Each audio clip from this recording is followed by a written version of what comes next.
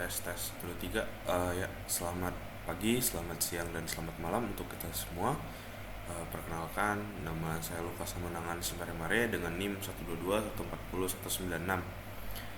Dalam kesempatan ini saya akan mencoba melanjutkan pengalaman pribadi menggunakan notebook LM. Adapun tujuan dari video ini adalah untuk memenuhi tugas dari mata kuliah IF 4026 Kamsiber RA. Nah, eh, di video ini saya akan mencoba, saya sudah mencoba tadi salah satu fitur dari notebook LM, yaitu study guide. Nah, di study guide ini kita bisa melihat panduan belajar dari materi yang sudah kita materi atau sumber yang sudah kita upload ke dalam. Nah, di sini bisa kita baca, ini merupakan panduan materi dari sumber yang kita upload tadi. Di sini menurut saya cukup lengkap dan cukup terstruktur ya menurut saya. Dan di sini notebook LM juga menyertakan seperti kuis. Jadi kita bisa coba menjawab kuisnya, kemudian kita bisa mereview apakah jawaban yang sudah kita jawab tadi benar apa tidak dari kunci jawaban kuis. Terus ada juga pertanyaan format esai. Nah, di sini kita bisa diberikan pertanyaan berupa esai dan ada juga jawabannya. Kemudian ada glosarium. Nah, ini menurut saya yang paling berguna ya, karena tentunya kita kan pasti sebagai orang awam yang mencoba untuk belajar, terkadang tidak belum tentu mengerti semua istilah-istilah atau singkatan-singkatan dari materi yang kita pelajari gitu. Jadi kita perlu ada glosarium gitu supaya kita lebih cepat mengetahui kata-kata atau singkatan yang kita tidak mengerti gitu. Nah, kemudian kita lanjut ke fitur berikutnya yang sudah saya explore. Itu tadi ada FAQ atau frequently asked question. Nah, di sini kalau kita pencet, dia akan ngegenerate. Sebentar, di sini dia coba ngegenerate. Nah, kalau kita klik, nah dia akan membuat pertanyaan-pertanyaan yang bakalan kita tanyakan dari materi tadi. Maksudnya itu kayak dari materi ini kira-kira pertanyaan yang mungkin muncul gitu, yang mungkin kita tanyakan. Nah, di sini dia merangkum atau memberikan ada sekitar lumayan banyak ini pertanyaannya. Nah, dan juga ada jawabannya di sini. Jadi kita bisa baca, misalnya contohnya apa saja kategori hukum dan bagaimana hubungannya dengan keamanan informasi. Nah, dia akan melampirkan jawabannya di sini.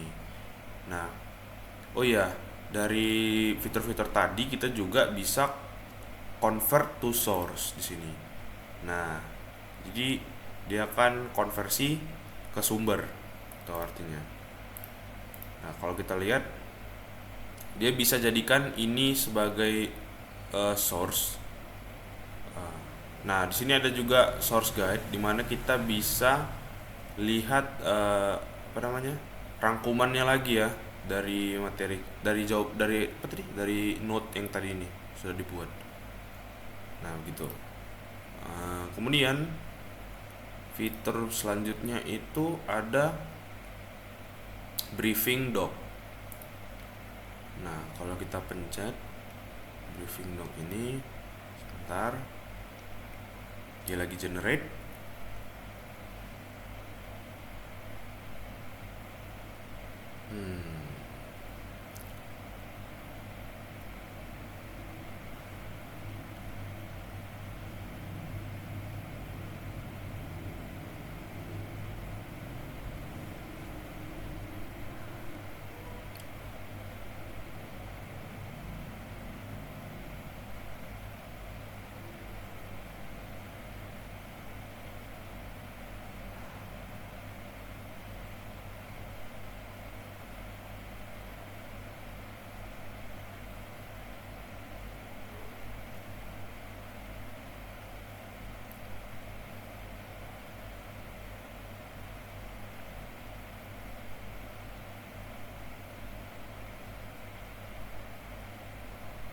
Oke, sembari kita menunggu, kita akan, nah, hampir sudah langsung.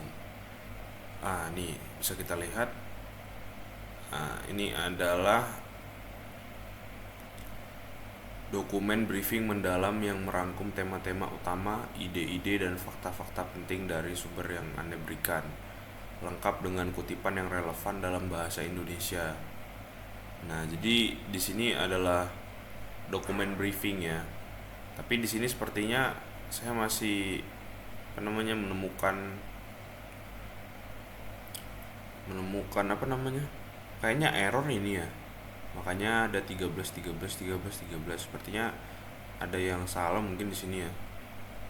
Nah, kemudian di sini juga kita bisa baca ringkasan singkat mengenai poin-poin utama dari sumber-sumber keamanan informasi. Cukup lengkap ya menurut saya. Dan sekali lagi kita bisa convert ini ke source ya. Nah, kemudian di sini ada fitur share juga guys. Jadi kita bisa menambahkan teman kita di sini. Jadi teman kita bisa akses juga eh, dari dari file kita ini ya. Dia bisa akses dan bisa lihat juga gitu.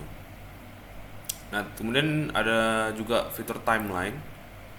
Tadi saya udah buat, tapi timeline kalau nggak salah di bagian ini sepertinya. Nah, di sini timeline ini jadi kayak kita dikasih tahu inilah tanggal-tanggal lah, biasanya berhubungan dengan waktu lah. Jadi kita kalau misalnya mau nyari sesuatu yang berhubungan dengan waktu gitu, misalnya tahun 1998 ada Kongres AS mengesahkan No Electronic Theft atau NET. Nah, berhubungan dengan masa gitu atau kejadian ya. Di tahun berapa nanti dia akan rangkum dan akan tampilkan di sini. Juga karakter-karakter. Jadi tokoh-tokoh yang mungkin kalian pengen tahu gitu atau penting bagi kalian ya, kalian bisa lihat di sini. Dia sudah ada rangkum gitu. Nah, kemudian yang nggak kalah penting juga ada fitur podcast ini ya. Jadi ternyata setelah saya pelajari lagi, ini ternyata bisa dirubah dalam bahasa lain, yang lain gitu. Ini kan saya sudah buat dalam bahasa Indonesia. Nah, kalau misalnya saya mau ubah ini atau mau buat dalam bahasa Inggris, kita harus ubah di output language ini. Nah, ini kita bisa set ke bahasa Inggris. Nah, kita ke bahasa Inggris gitu. Nah, nanti kalau kita generate ulang ini, coba kita delete. Nah, kita bisa suruh dia generate ulang gitu. Nah, ketika dia generate ulang ini sudah dalam bahasa Inggris gitu.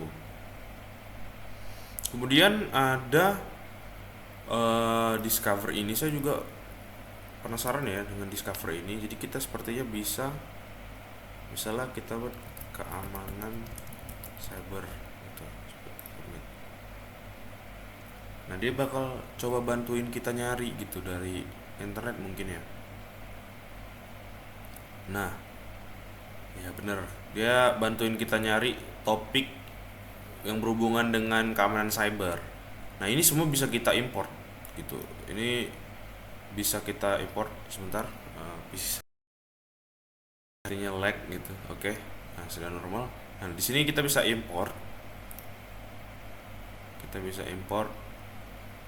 Boom, semuanya gitu. Banyak banget ini ya. Jadi teman-teman bisa pilih-pilih juga gitu, yang mana yang mau diimport, yang mana yang tidak perlu gitu. Di sini sampai isi saya sedikit ini ya, freeze nih, not responding. Nah, sudah. Jadi dia bakal upload dan menambah source kita gitu. Jadi tentunya materi yang dia rangkum itu jauh lebih baik lagi gitu, lebih lengkap lagi gitu teman-teman. Jadi sepertinya kurang lebih seperti itu pengalaman dari saya di part kedua ini. Berikutnya saya akan mungkin coba lebih lagi gitu mendalami notebook LM di part yang ketiga. Terima kasih sudah menonton video ini. Ya, terima kasih.